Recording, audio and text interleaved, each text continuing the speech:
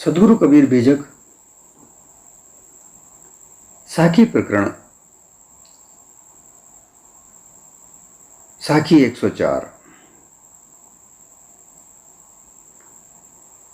मन माया की कोठरी तन संशय का कोट, विष हर मंत्र माने नहीं काल सर्प की चोट।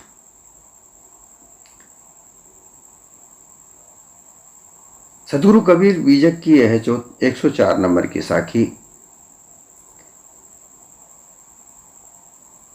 मानव जीवन के रहस्य को समझाती है, चेताती है, जागृत करती है।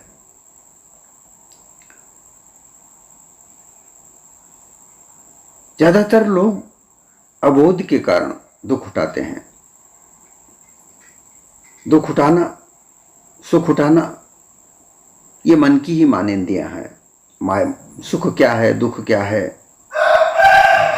ये सब मन की मानी हुई ही मानेंदियां हैं।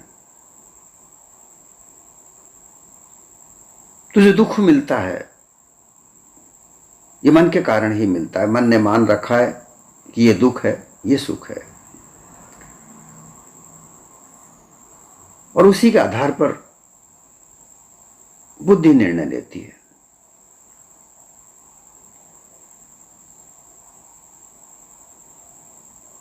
और मन क्या है? साहिब कह रहे हैं कि मन माया की कोठरी है। ये जो मन है,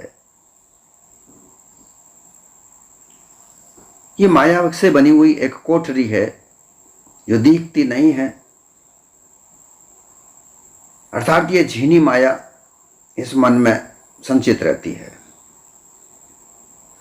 संचित का मतलब ये होता है कि संचय करना।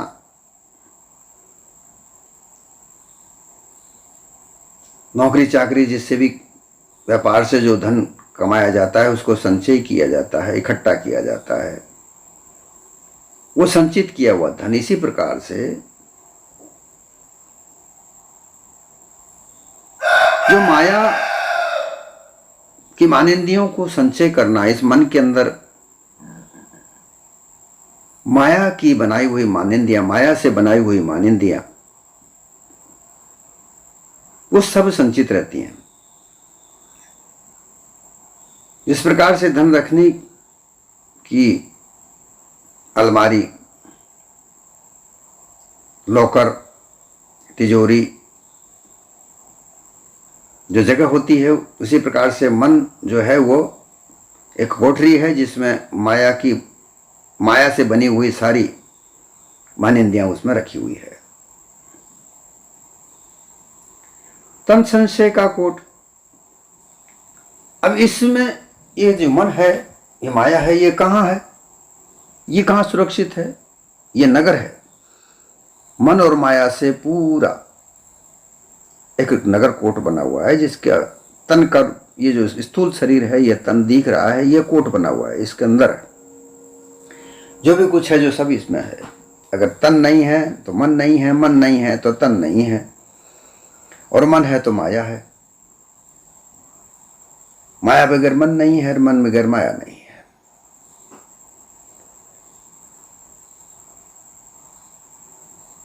तो ये जो स्थूल शरीर हम देख रहे हैं, ये एक परकोटा है। इस परकोटे के अंदर मन, चित्त, बुद्धि, अहंकार, विषय वासना, लोभ, लालच, काम, क्रोध, ये विभिन्न प्रकार की जो मायावी वस्तुएं हैं, ये इसमें मन में रखी हुई हैं। और मन सुरक्षित कहां से है? ये तन से है।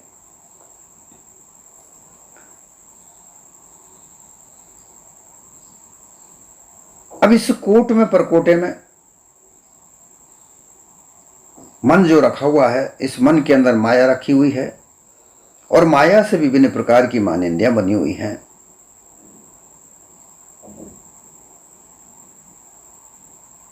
वो अबोध जीव को दुख सुख का आभास कराती रहती है।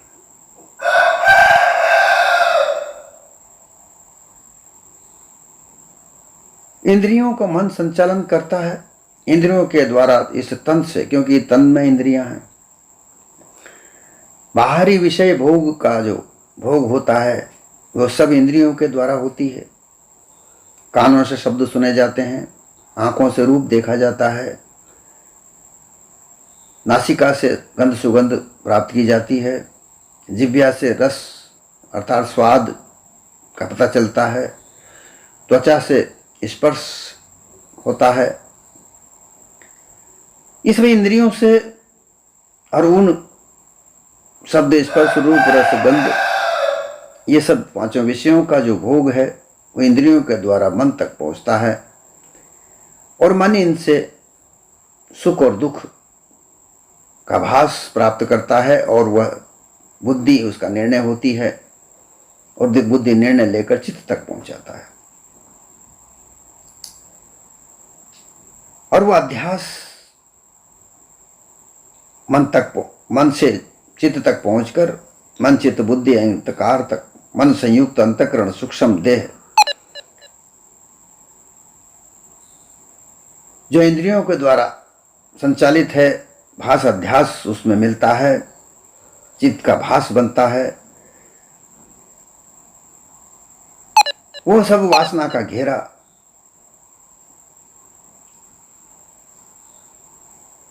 वही सब इस गुप्त कोठरी ये मन के द्वारा बनाई गई है।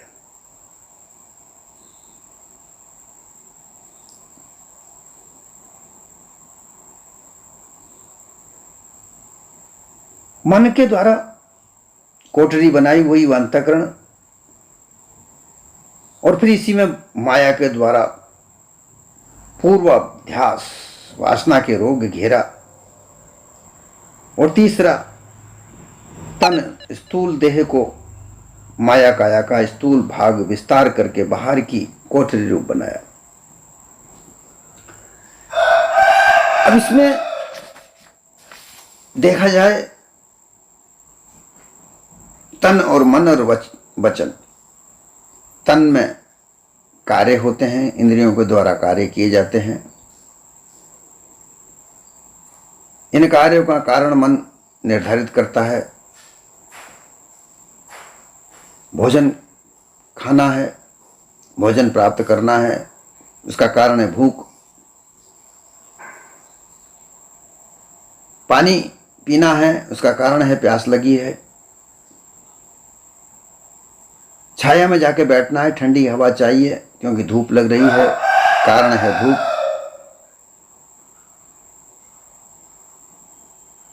तन ढकना है क्योंकि संसार में बिना वस्त्र के नहीं घूम सकते, ऐसी मान्यता है, इसलिए कारण है वो मान्यता कि संसार में नग्न नहीं रहना चाहिए, कपड़े पहनना चाहिए।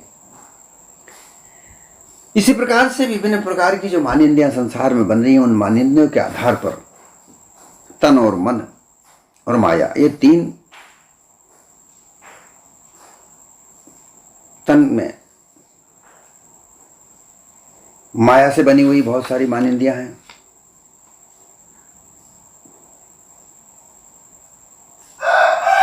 माया और काया का जो स्थूल भाग है, यह बाहर की सुंदरता आकृति ये दिखाता है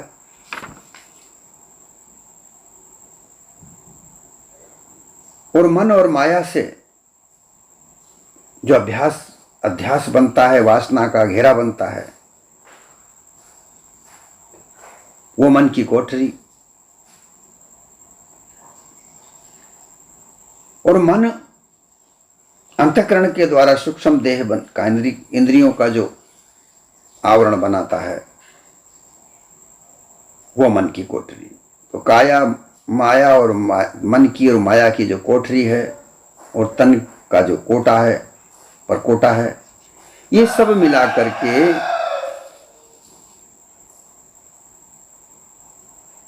संशय उत्पन्न करते हैं।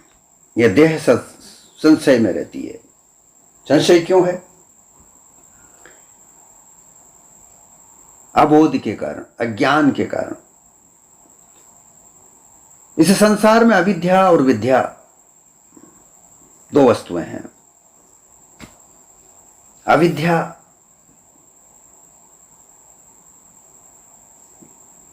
जो मिथ्या मानिंद्रियों के साथ चलती है, मिथ्या मानिंद्रियों का निर्माण करती है। और विद्या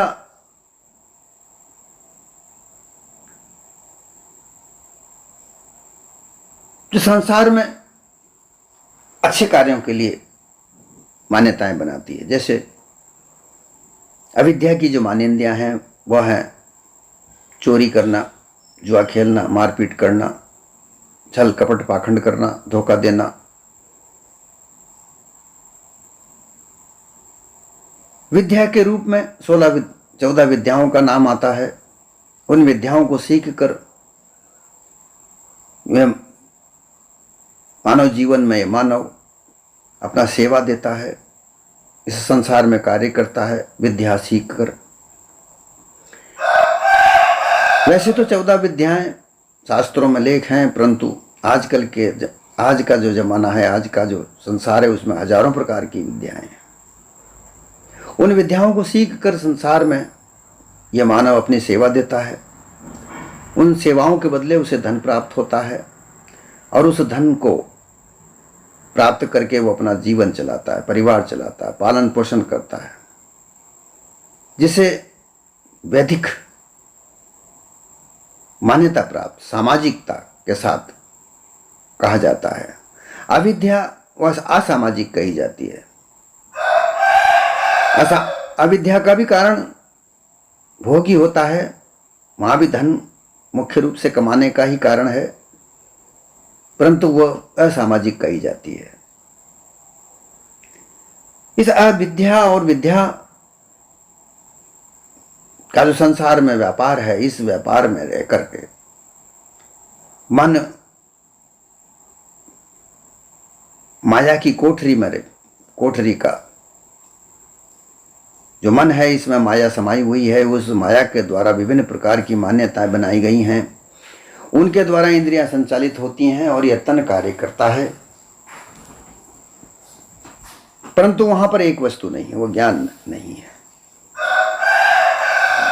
विद्या भी है, अविद्या भी है, परंतु विद्या भी जानकारियां हैं। जिस प्रकार से अविद्या भी जानकारी है, जुआ कैसे खेला जाता है, चोरी कैसे की जाती है, मारधाड़ कैसे की जाती है, ये अविद्या की जानकारियां। विद्या की जानकारियां ये हैं कि कैसा काम कौन सा क्या किया जाता है, जिसमें सामाजिकता है। शिक्षा ग्रहण करके कोई जज बनता है, कोई वकील बनता है, कोई सुरक्षाकर्मी बनता है, कोई व्यापारी बनता है, ये सब जानकारियां प्राप्त करते हैं, इसे शिक्षा कहते हैं। ये विद्या है। इनके आधार पर विद्या और अविद्या के आधार पर मानव अपना जीवन तो बना लेता है, परंतु फिर भी वह संशय बना हुआ रहता है। मानव जीवन एक कठिन जीवन है, उत्तम जीवन है, पर इसके रास्ते, मानव जीवन का जो रास्ता है वह चलना बड़ा कठिन है। इस कठिनता को नहीं समझना ही संशय है।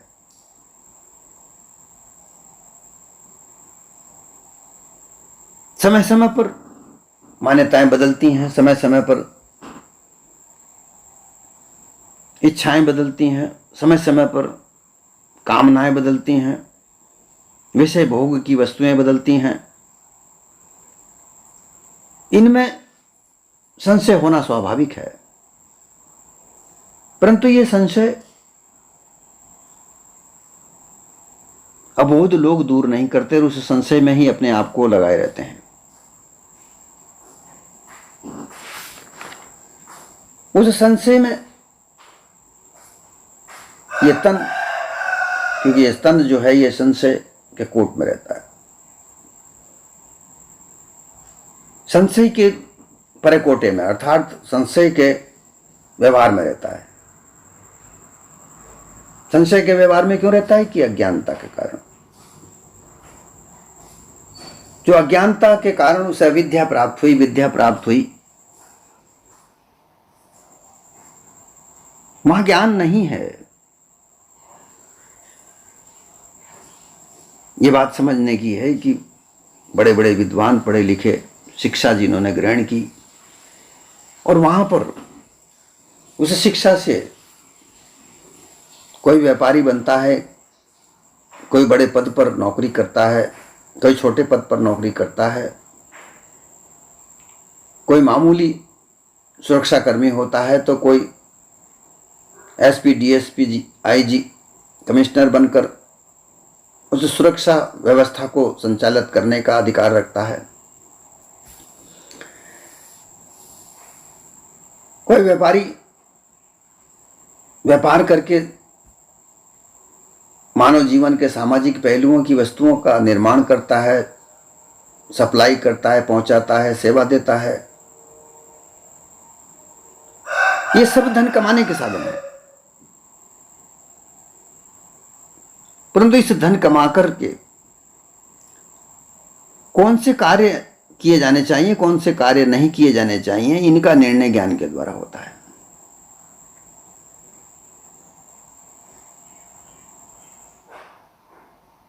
ज्ञान सत्य और असत्य का निर्णय कराता है। जहां पर अज्ञानता है वहां सत्य और असत्य का निर्णय नहीं हो पाता है। कोई व्यापारी है, व्यापार करता है, वह अपने व्यापार के लिए झूठ, छल, कपट, पाखंड का व्यवहार करता है, क्योंकि उसे ज्यादा से ज्यादा धन कमाने का लालसा होती है। ज्यादा से ज्यादा धन कमाकर परिवार में ज्यादा से ज्यादा साधनों का जुटाना उसका एक कर्तव्य होता है। वो कहता है मेरे परिवार का कर्तव्य हूं और मेरे परिवार के लिए मैं ज्यादा से ज्यादा व्यवस्थाओं की व्यवस्था करने का मेरा अधिकार है। उसके लिए मुझे ज्यादा से ज्यादा धन चाहिए। और अधिक धन कमाने की जो लालसा है वो छल, कपट, पाखंड को जन्म देती है, धोखाधड़ी, झूठ, मिथ्या को, फरेब को धोखा देती, निर्माण करती है। इसलिए वहां ज्ञान नहीं है। सरकारी नौकरियां छोटे पद से लगा के बड़े बड़े पद तक है, परंतु वहां ज्ञान नहीं है। इसीलिए भ्रष्टाचारी, घूसखोरी वहां पर चलती है। अगर वहां सबको ज्ञान प्राप्त हो जाए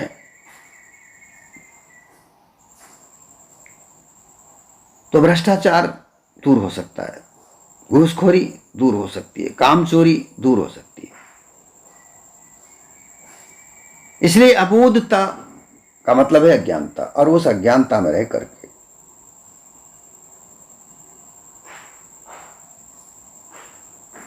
मन, चित्त, बुद्धि, अहंकार, जो मन का संयुक्त अंतःकरण है, ये सूक्ष्म देह में है, ये इंद्रियों के द्वारा सजाया हुआ होता है। इंद्रियां भोग भोगती हैं, भोग में संसार भर के ऐश्वर्य आते हैं। उन संपूर्ण ऐश्वर्यों को प्राप्त करने की लालसा धन कमाने की ओर आकर्षित होती है।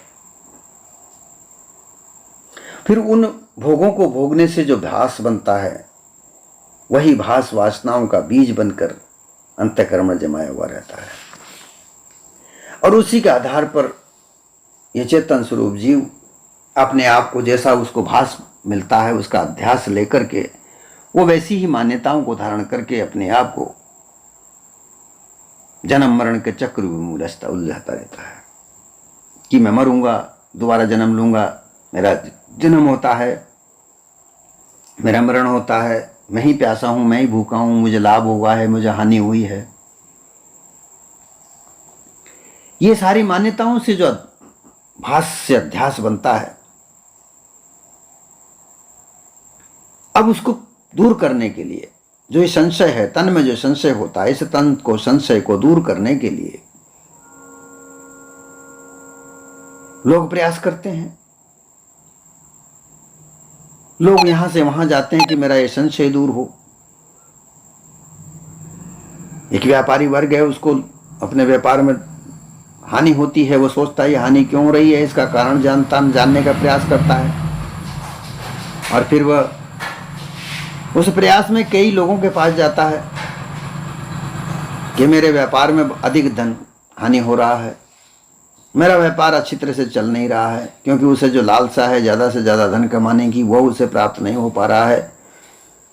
उसे संशय घेरता है कि धन आखिर क्यों नहीं ज़्यादा आ रहा, और वो उसको संशय को निवारण के लिए प्रपंचियों के चक्र में फंसता है, जिन्होंने प्रपंच रच रखे हैं, यंत्र के, मंत्र के, तंत्र के, अनुष्ठान के, कर्म कांड के, वो उनमें उलझता है और उलझकर फिर अपने आप को और संशय में संशयग्रस्त करता रहता है, परंतु उसका संशय दूर नहीं होता। विषहर मंत्र माने नहीं, काल सर्प की चोट। विषहर सर्प है। अब इस अंतःकरण में अहंकार रूपी 5 सर्प बने हुए हैं, ये छाए हुए हैं। अब ये अविद्या के रूप में, विद्या के रूप में फंसे हुए हैं। उनके आधार पर ही अपने मानिंदियां बनी हुई हैं मन में। वो उनको मानता हुआ, उनको ही साधना का साधन बनाता हुआ चलता है। अब जो मंत्र अर्थात जो शिक्षा है,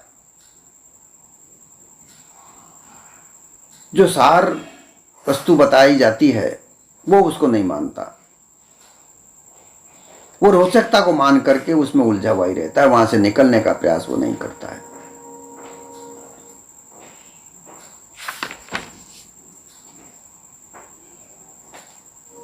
अब काल रूपी सर्प उसे वो चोट देता रहता है। अर्थात काल अर्थात समय, भूत वर्तमान भविष्य, ये समय ये उसको चोट देता रहता है। भूतकाल में उसका व्यापार बहुत अच्छा चलता था, वर्तमान में उसका व्यापार मंदा पड़ गया, उसका धन का जो आने का जो साधन था वो कम हो गया। ऐसे में उसको चिंता होती है, उसको संशय पैदा होता है कि मेरा जो व्यापार था वो पहले खूब अच्छा चल रहा था, अभी क्यों बंद हो गया। अब उसको संशय घेरता है कि मेरे ऊपर किसी ने कुछ यंत्र मंत्र कर दिया, या किसी प्रकार से मुझे परेशान में डाल दिया है। अब वो तांत्रिकों के पास, मांत्रिकों के पास जाता है। उन मानिंदियों के रूप में जो है उसका अहंकार है, ये मेरा है, मुझे किसी ने कुछ परेशान कर दिया है, मेरी ये परेशानी, मेरा दुख निवारण हो, मेरा धन क्यों नहीं संचित हो रहा है, ये जो अहंकार है उसको वो संशयग्रस्त होने के कारण सच्ची बातों का निर्धारण नहीं करता। जो मिथ्या बातें हैं उनको जल्दी से जल्दी निर्धारण करता है और उनको उस संशय का निवारण करने का प्रयास करता है, परंतु संशय तो बना हुआ है। मन और माया के संबंध से भ्रम कल्पना उत्पन्न होती है, संशय बनता है, बढ़ता जाता है, क्योंकि मन ने ऐसा मान रखा है कि मुझे हानि नहीं होनी चाहिए, मुझे तो लाभ ही लाभ मिलना चाहिए, मुझे तो सुख ही सुख प्राप्त होना चाहिए, दुख प्राप्त होने का कारण ही क्यों। ये वो संशय उसको बनता है और फिर वो इस संशय में जाने के बाद, अच्छे से अच्छा प्रयास करने के बाद भी वो किसी ब्रह्मज्ञानी के पास जाता है, किसी ईश्वर वाले के पास जाता है जो ईश्वर ज्ञान को देते हैं। वो उसको कहते हैं भाई ये सब तुम्हारे पुराने पिछले जन्मों के कर्म है, ये तुम्हें भोगने ही पड़ेंगे। जो भी कुछ करने वाला है वो ईश्वर है, उस ऊपर आसमान में बैठा है, वो न्याय करने वाला है। तुम चाहे कितना ही प्रयास करो परंतु फल तो देता वही है।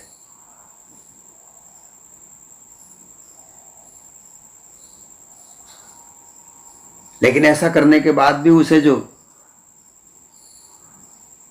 अहंकार रूपी सर्प है वो डसता रहता है, वासना रूपी जो सर्प है वो डसता रहता है कि मुझे ज्यादा से ज्यादा धन क्यों नहीं प्राप्त हो रहा,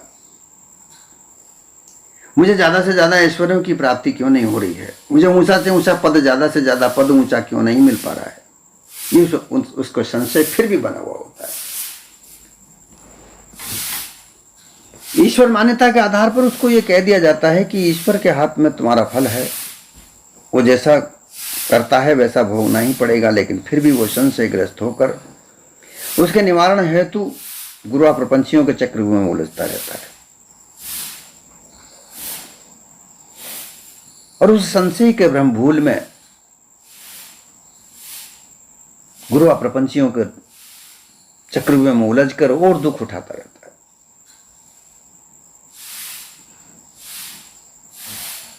इसी प्रकार से इस संसार में विषय वासना के भोगने वाले लोग भी हैं,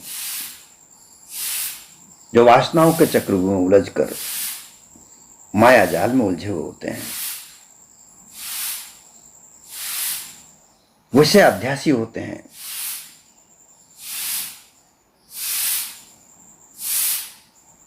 उनके अंदर भी संशय बना हुआ होता है कि मेरी गृहस्थी सही तरीके से क्यों नहीं चल रही है। उनका परकोटा गृहस्थी है, वो गृहस्थ से ही बाहर नहीं निकलते, विषय विलास में अपने आप को लगाए रहते हैं।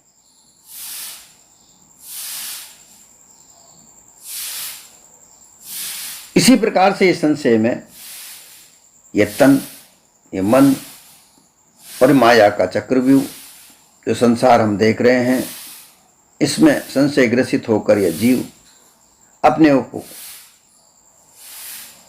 आवागमन के चक्रव्यूह में उलझाकर, जो काला सर्प है, अहंकार रूपी जो सर्प है, इसकी चपेट में आकर के वहां से बचता नहीं है। विषहर मंत्र माने नहीं, क्योंकि जो विषहर है, जो अहंकार है, वो कोई और अच्छी बात मानता ही नहीं। वो केवल विषय भोग में ही लगा रहता है, उसे विषय भोग ही चाहिए, ऐश्वर्य ही चाहिए, और दूसरे मंत्र वो मानता ही नहीं।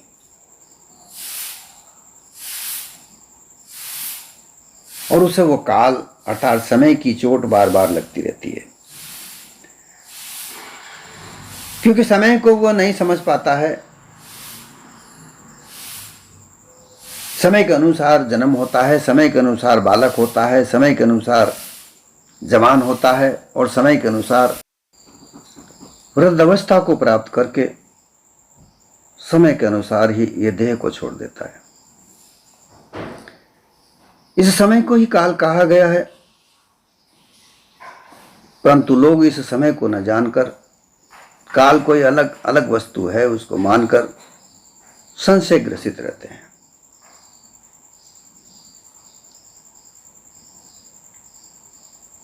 ज्ञान न होने की वजह से, ज्ञान नहीं होने के कारण से, यथार्थ बोध नहीं होने की वजह से इस संशय मानव देह में रहकर ये जीव अपने आप को समाप्त नहीं कर पाता है। 84 लाख योनियों की मानिंदियों में उलझकर अपने आप को भयभीत करता हुआ ये संशय ग्रस्त रहता है। वाणी, कल्पना वाणी, रोचकता की वाणी, विषय भोग के मोह में अपने आप को बंधा हुआ ये मुक्त नहीं हो पाता है। इसलिए सदगुरु कबीर इसाकी के द्वारा कहते हैं कि मन माया की कोठरी, तन संशय का कोट, और विषहर मंत्र माने नहीं, काल सर्प की चोट। ये काल सर्प की चोट जो है, काल रूपी सर्प डसता रहता है। यहां से बचने का एक ही मात्र उपाय, अपने आप को जानो। फिर उसके बाद ये देखो कि वाणी की रचना, ये मानेंद्रियां, ये मान्यताएं, ये सबने तुमने ही तो निर्माण की है। इसके निर्माता तुम हो, और निर्माण करने के बाद तुम इसमें संशयग्रस्त हो गए। संशय भी बनाया हुआ तुम्हारा ही है, और ये सब तब प्राप्त होगा जब तुम अपने आप को पार की संतों की सत्संग में ले जाओगे, पार के संतों का संग करके पारक बोध प्राप्त करोगे, तब ये संशय दूर होगा। और फिर तुम संशय रहित होकर, निर्भय होकर, जागृत रहकर अपने आप को मानव तन में रहकर मुक्त जीवन जी सकते हो, जीवत मुक्ति प्राप्त कर सकते हो। ये सदगुरु कबीर का ये जो उपदेश है, ये जो जागृति है, इसका यही संदेश है कि अपने आप को जागृत करो, इस संसार में रहकर जागृत होकर के जियो। अच्छा बुरा भला बुरा क्या है, इसकी परख करो, जांच करो, जांचक बनकर इस संसार जीवन में रहो।